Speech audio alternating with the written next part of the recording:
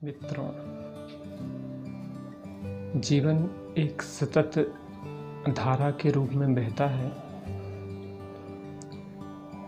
इस जीवन के हर एक क्षण को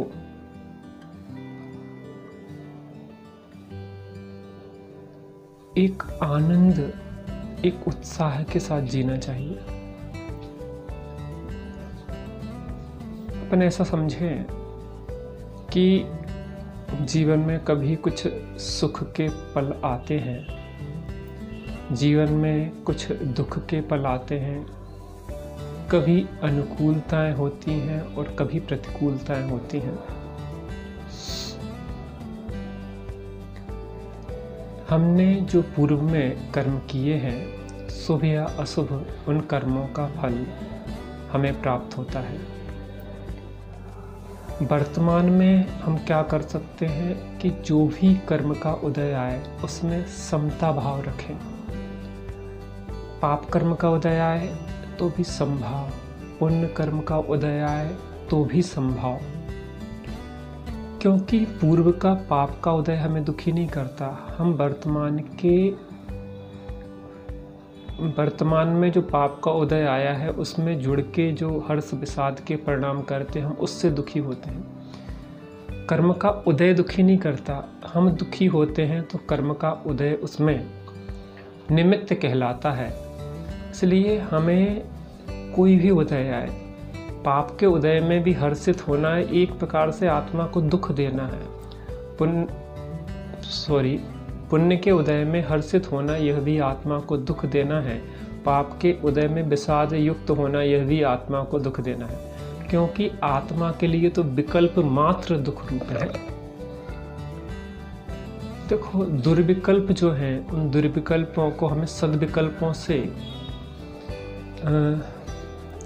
दुर्विकल्पों का अभाव सद्विकल्पों से होता है। जैसे हमें चोरी के भाव हो रहे हैं तो भैया अपन को चोरी नहीं करना चाहिए, चोरी करने बुरी बात है, चोरी करने से पाप होता है। जैसे किसी को मारने के भाव हो रहे हैं, मारना अच्छी बात नहीं है, दूसरों की दया करना अच्छी बात है। कुशील अर्थात परस्त्री, दूसरों की स्त्री के भोगने के भाव चल रहे हैं, तुझे बुरी बात है, अपन को इस तरीके के कृत्य नहीं करना है। वो तो परस्त्री हमारी माँ, बहन और बेटी की तरह है, पर पुरुष हमारे पिता, भाई और पुत्र की तरह है। इस तरीके का विचार करें। परिग्रह है, अगर अपन को लग रहा है और इकट्ठा कर लें तो ऐसे पाप के भाव को छोड़ के भैया सबको सब चीज़ें प्राप्त हों और हम अकेले सब इकट्ठा नहीं कर लें, ऐसी भावना रखें और दूसरे के सहयोग की वृत्ति को भी हम रखें। तो उससे क्या होगा, हमें पाप की जगह पुण्य का अर्जन होगा, पुण्य का बंध होगा, परिणामों की विशुद्धि होगी। लेकिन अच्छे भाव भी जो हैं वो भी कोई सुख नहीं देते। अच्छे भाव माने दूसरों की भलाई के भाव, दूसरों की बुराई के भाव तो खोटे हैं ही, लेकिन दूसरों की भलाई का भाव भी आत्मा में तो विकल्प की तरंग ही उठाता है ना। ऐसा समझो कि आप नदी में एक गोबर की डली फेंको तो भी तरंग उठेगी, और अगर आप नदी में एक सोने की कण भी फेंको तो भी तरंग उठेगी। ऐसे ही आत्मा में किसी भी प्रकार की वृत्ति होना, चाहे वह दूसरों को मारने का भाव हो, चाहे दूसरों को बचाने का भाव हो, यद्यपि दूसरों के मारने के भाव से पाप बंद होगा, दूसरों के बचाने के भाव से पुण्य बंद होगा, लेकिन आखिर दोनों तो बांधने ही वाले हैं ना। एक हमें नरक की जेल में डालेगा, एक हमें स्वर्ग की जेल में डालेगा। वास्तव में मुक्ति तो कोई दिलाने वाला नहीं है। तो कौन सी जेल अच्छी है, सोने की जेल अच्छी है कि लोहे की जेल अच्छी है? भाई सब जेलें कोई अच्छी नहीं है, लेकिन हाँ, जेल जाना अनिवार्य हो तो लोहे की जगह सोने की में चले जाएं।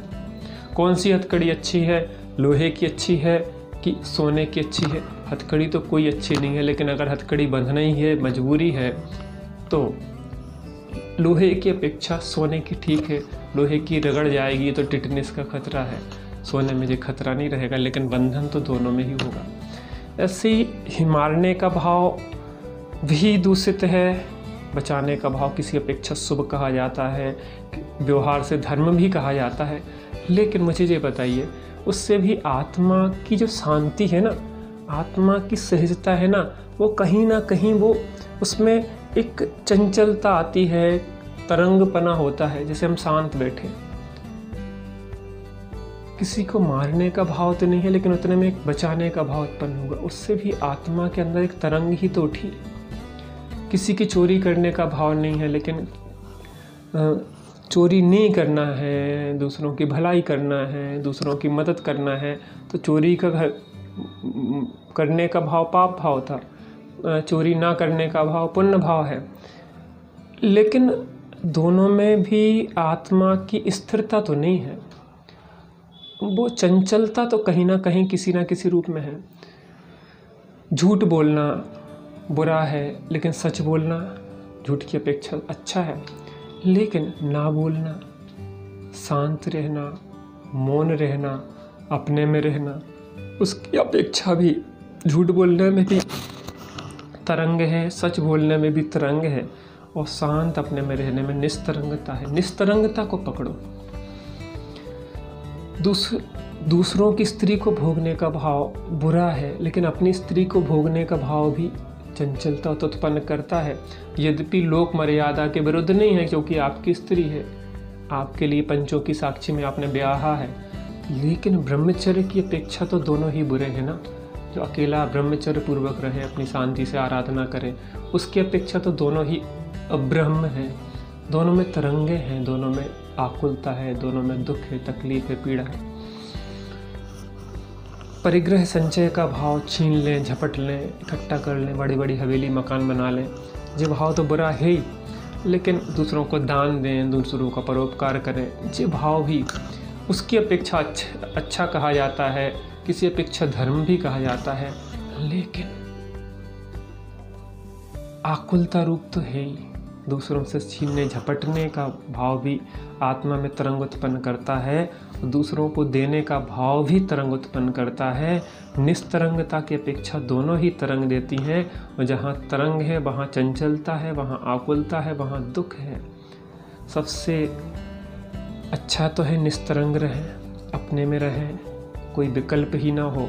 और अगर विकल्प आए तो दूसरे के को मारने के ना हो, बचाने को हो, झूठ बोलने के ना हो, सत्य बोलने को हो, चोरी करने के ना हो, दूसरे का सहयोग करने को हो, अब्रह्म दूसरे की स्त्री के भोगने के ना हो, अपितु पंचों की साक्षी में अगर वास्तव में वासनाएं नहीं मिटी तो स्व स्त्री के साथ योग मर्यादा पूर्ण भोग भी भोगों से छूटने के लिए हो। कि कब ऐसी स्थिति आए कि इसका भी संसर्ग छूटे और हम अपने में रहें मस्त आनंद में। परिग्रह दूसरों से छीनना झपटना तो बुरा है, लेकिन उसकी अपेक्षा दूसरों परिग्रह दूसरों से मदद करना, दूसरों को धन देना ये अच्छा है। लेकिन सबसे अच्छा तो अपने में रहना है। अगर अपने में रहा नहीं जाए तो सद विकल्पों में लगो, सद कार्यों में लगे। असद में जाना तो योग नहीं है, लेकिन वास्तव में स्वरूप अनुभव की तरफ से देखा जाए तो दोनों असद विकल्प हैं, दोनों ही दुर्विकल्प हैं, दोनों में ही चंचलता है, दोनों में ही आकुलता है। एक लोहे की बेड़ी है, एक सोने की बेड़ी है, एक लोहे की जेल है, एक सोने की जेल है, एक नरक ले जाती है, एक स्वर्ग ले जाती है, लेकिन दोनों में ही शांति तो नहीं है। शांति निराकुलता तो आत्मस्थिरता में है। हम सभी इस बात को समझें कि हम उस निराकुलता, उस शांति, उस अतीन्द्रिय आत्मिक आनंद को प्राप्त करें जहाँ किंचित मात्र भी आकुलता चंचलता नहीं है। आपसे जो मैंने चर्चा की है उस पर विचार करना और अपने जीवन में प्रयोग करना अवश्य ही। ज्ञानियों के द्वारा दी हुई यह शिक्षा कि स्वरूप अनुभव ही सर्वोत्कृष्ट है। किसी प्रकार की भी आकुलता दुखदायी है, इसका प्रयोग करेंगे अवश्य ही आपको अतीन्द्रिय आनंद का वेदन होगा। मेरी शुभकामनाएं आपके साथ है। जय जिनेंद्र।